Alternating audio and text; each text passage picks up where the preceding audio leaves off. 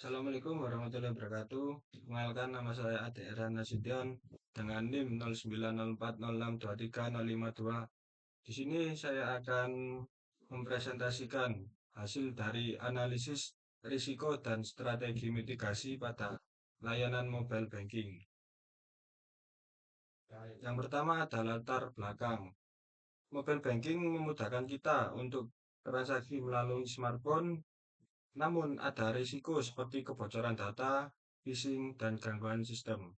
Jika tidak dikelola, risiko ini bisa merugikan bank dan nasabah. Karena itu, manajemen risiko diperlukan agar layanan tetap aman dan terpercaya. Kemudian ada identifikasi risiko. Yang pertama ada phishing dan pencurian data nasabah, yaitu contohnya seperti username, password, OTP dicuri lewat link palsu. Kemudian ada serangan malware atau hacking pada aplikasi mobile banking. Kemudian ada gangguan operasional, yaitu seperti server down atau sistem error saat transaksi penting. Kemudian ada kesalahan transaksi, yaitu salah transfer atau saldo tidak update. Dan yang terakhir ada kebocoran data pribadi pada nasabah, yaitu melanggar Undang-Undang Perlindungan Data Pribadi. Kemudian ada analisis risiko. Nah, risiko pertama yaitu phishing dan pencurian data, yang probabilitasnya sangat tinggi, dampaknya tinggi, dan sini ada keterangan banyak kasus nyata nasabah tertipu link palsu. Kemudian risiko yang kedua, serangan malware atau hacking, yang probabilitasnya sedang, dampaknya sangat tinggi. Lebih sulit, tapi jika berhasil dampaknya sangat fatal. Risiko yang ketiga ada gangguan operasional atau server down. Probabilitasnya sangat tinggi dan dampaknya sedang. Ini sering terjadi saat jam sibuk. Kemudian ada risiko kesalahan transaksi. Probabilitasnya sangat sedang dan dampaknya juga sedang.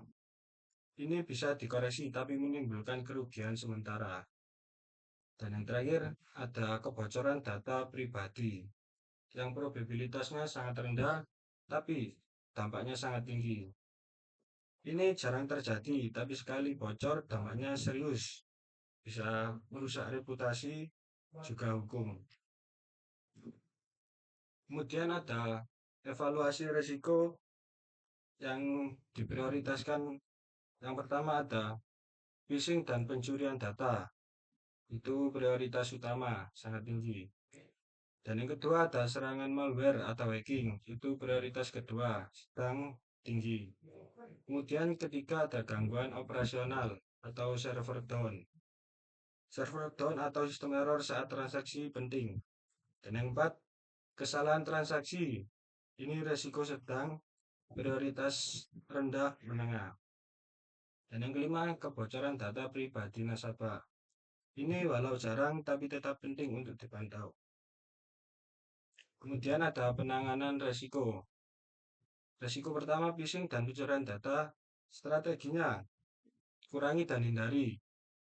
Ini penjelasannya edukasi buat pengguna, peringatan di aplikasi, dan menambahkan fitur anti phishing.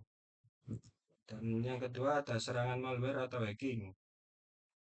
Itu strateginya kita mengurangi, yaitu enkripsi data, autentikasi biometrik, patch keamanan rutin. Dan yang ketiga ada gangguan operasional atau server down, yaitu kita bisa menangani, dikurangi atau ditransfer, yaitu seperti backup server, sistem load balancing, kerjasama dengan penyedia infrastruktur cloud. Dan yang keempat ada kesalahan transaksi. Strateginya yaitu kurangi dan terima, yaitu validasi input, fitur konfirmasi transfer, layanan pengaduan cepat. Dan yang terakhir ada kebocoran data pribadi, yaitu strateginya harus dihindari. Itu seperti penerapan ISO 27001, audit keamanan berkala, dan kepatuhan UU PDB. Dan yang keenam ada monitoring dan review. Untuk yang monitoring ini ada sistem log monitoring 24 per jam, kemudian Security Operational Center untuk memantau aktivitas yang mencurigakan. Dan ketiga ada audit keamanan berkala. Dan keempat ada dashboard, performa, server, dan transaksi.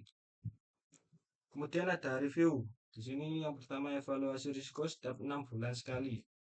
Dan yang kedua update kebijakan keamanan mengikuti regulasi OJK atau BI. Yang ketiga ada uji coba disaster recovery plan secara rutin.